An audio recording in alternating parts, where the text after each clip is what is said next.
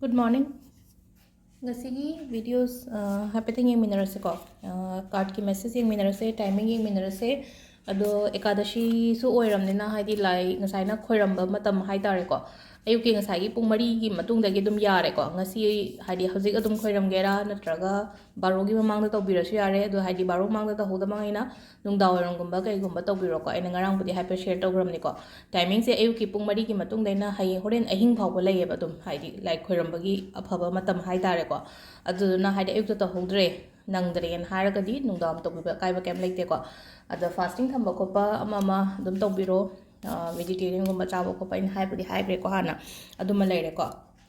Do ngasigi card ki message so happy jing minarase ko. Do timing dai haijara age. Aina nan crystal game share to bodo adu do request yam la ai haidi aina oina tawbiro oina ko. Adu duna crystal se ai ishana oina haidi ko. Loba ai noina leiraga haitare ko leiba ai ai ai di online leidu ne te ai chatlaga lawruga da bane mafama madagi mafama ma hairagati Rishikesh tagi lawga da bane ba ai se hangchit Friday ne mita chatkani ko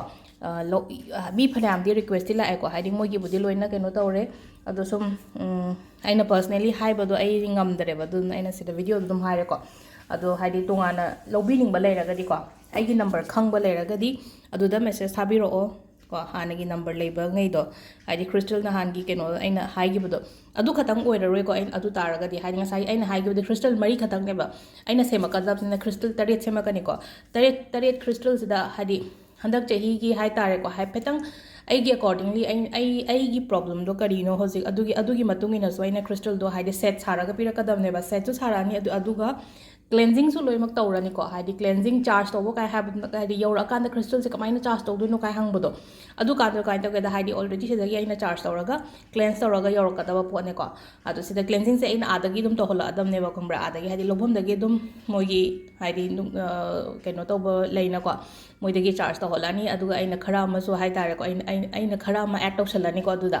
adu mai tawraga lobi bayani ko crystal se adu lobi nang baleragadi message thabiro ko adu numbers later ka so ngashi only makada I share toroke ko video da WhatsApp number ma share toroke aduda message thabiro ko hadi crystal gi dangni ko atopa gi kem na te ai bookings ke ga so low de ko haji reading to bagi tab khatang yam bage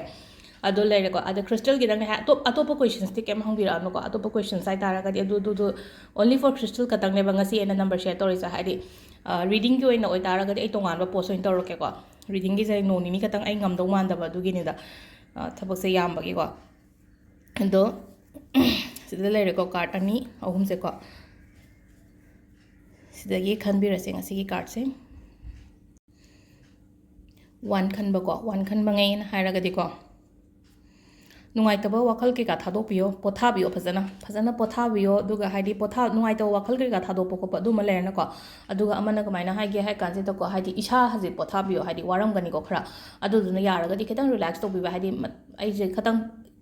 hakjang se haidi yam ka haina ko haidi use to bono ba haida re sida ko haidi thaba wahan bodo kolan bodo aduduna haidi ketang potha biyo aduga matam lokthok biyo aduga nganna tumba khotba haitare ko ai goina pura khatang nungai na leyo ko hajik se ngasi gi oina haitare ko ngasi gi oina haidi thabak kem chathok to ba timing go oira gani ngasi do phasana tummaga haidi tumset ko do phasana pharaga haitare ko adumaina haitare ko asum haidi ko thabak se yamandana aina khoina matam kai thokpa ngam de na ko haidi thabak se dum nongam badagi numi tabu hai thabak amana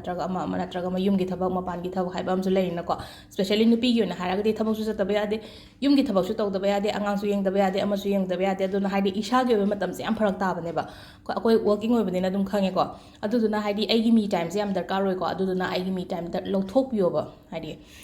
sisina haidi khwai first card ki guidance hai tare ko ani suba ko haidi pregnant gumba laiba yauraga di ko haidi pregnancy card no story ko pc on haidi ketang magi image se ko ado pregnant gumba laiba oraga ri ko wakhan yam nungai na layo ke na layo ko aduga pregnancy gumba so indicate tawe ko alo sina pregnant ke ka adu na tabida amu haidi atopa thaba inghang gi da haraga di afaba oina oigani ko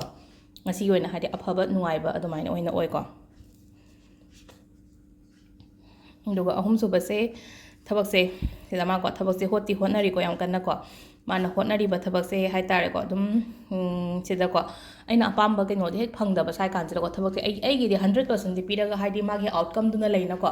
ꯑꯥꯎꯠꯀꯝꯗꯨꯅ ꯍꯥꯏꯗꯤ 60% ꯍꯜꯂꯛꯑꯦꯅ ꯈꯜꯂꯁꯦꯕ 100ꯒꯨꯝꯕ ꯂꯥꯛꯇꯕꯗꯣ ꯑꯗꯣ ꯁꯣꯏꯗꯅ ꯂꯥꯛꯀꯅꯤꯀꯣ ꯍꯥꯏꯗꯤ ꯑꯗꯨꯝ ꯍꯥꯏꯇꯥꯔꯦꯀꯣ ꯍꯥꯏꯗꯤ ꯒꯤꯞ up ꯇꯧꯕꯤꯒꯅꯣ ꯍꯣꯠꯅꯕꯤꯌꯣꯕ ꯑꯗꯨꯝ ꯑꯩꯈꯣꯏꯅ ꯇꯧꯔꯤꯕ ꯊꯕꯛꯁꯤꯗ ꯍꯥꯏꯇꯥꯔꯦꯀꯣ ꯍꯥꯏꯗꯤ ꯃꯇꯝ ꯑꯃꯗꯤ ꯌꯧꯔꯛꯀꯅꯤꯗꯅꯀꯣ ꯑꯗꯨꯗꯨꯅꯀꯣ ꯑꯩ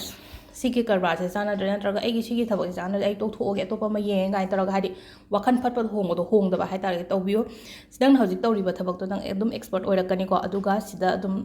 ꯐꯖꯅ ꯃꯥꯒꯤ ꯔꯤꯖꯜꯠ ꯐꯖꯅ ꯂꯥꯛꯀꯅꯤꯀꯣ ꯑꯗꯣ ꯁꯤꯗ ꯂꯩꯔꯦ ꯑꯩꯈꯣꯏꯒꯤ ꯀꯥꯔꯠꯀꯤ ꯃꯦꯁꯦꯖꯁꯤꯅ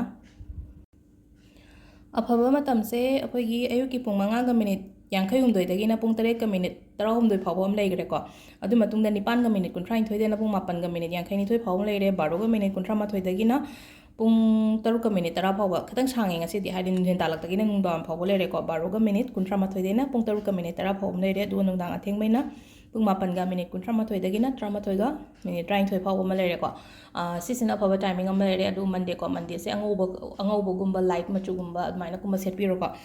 ꯉꯔꯥꯡ ꯀꯃꯦꯟꯇ ꯈꯤꯇꯪ ꯉꯟꯅ ꯍꯥꯞꯄꯛꯑꯣ ꯍꯥꯏꯕꯅꯤꯀꯣ ꯉꯟꯅ ꯍꯥꯞꯄꯗꯣ 5-6ꯇꯤ ꯑꯩꯉꯣꯟꯗ ꯈꯤꯇꯪ ꯐꯔꯛ ꯇꯥꯏꯀꯣ ꯑꯗꯨꯅ ꯍꯥꯏꯗꯤ ꯑꯗꯣ ꯈꯤꯇꯪ ꯑꯩ ꯅꯍꯥꯟꯒꯩ ꯄꯨꯡ 8ꯗ ꯍꯥꯞꯄꯗꯣ ꯑꯩ ꯉꯁꯤ 9 ꯃꯃꯥꯡꯗ ꯍꯥꯞꯄ ꯉꯝꯕ꯭ꯔꯥ ꯌꯦꯡꯉꯦ ꯑꯗꯨꯒꯤ ꯑꯩ ꯈꯔꯗꯤ ꯉꯟꯈꯠꯂꯦ ꯑꯗꯣ ꯍꯥꯏꯗꯤ ꯉꯁꯥꯏꯒꯤ 5-6ꯇꯨꯗꯤ ꯍꯥꯏꯗꯤ ꯄꯣꯁꯤꯕꯜ ꯑꯣꯏꯗ꯭ꯔꯦ ꯍꯥꯏꯗꯤ ꯌꯨꯝꯒꯤ ꯊꯕꯛꯁꯨ ꯂꯩꯕꯅꯤꯅꯀꯣ ꯑꯗꯨꯗꯨꯅ ꯈꯤꯇꯪ ꯉꯟꯅꯕꯨꯗꯤ ꯁꯦꯌꯔ ꯇꯧꯖꯔꯦꯀꯣ ꯑꯗꯨ ꯁꯤ ꯂꯩꯔꯦ ꯉꯁꯤꯒꯤ ꯚꯤꯗꯤꯑꯣꯁꯦ ꯃꯌꯥꯝ ꯊꯦꯡꯛ ꯌꯨ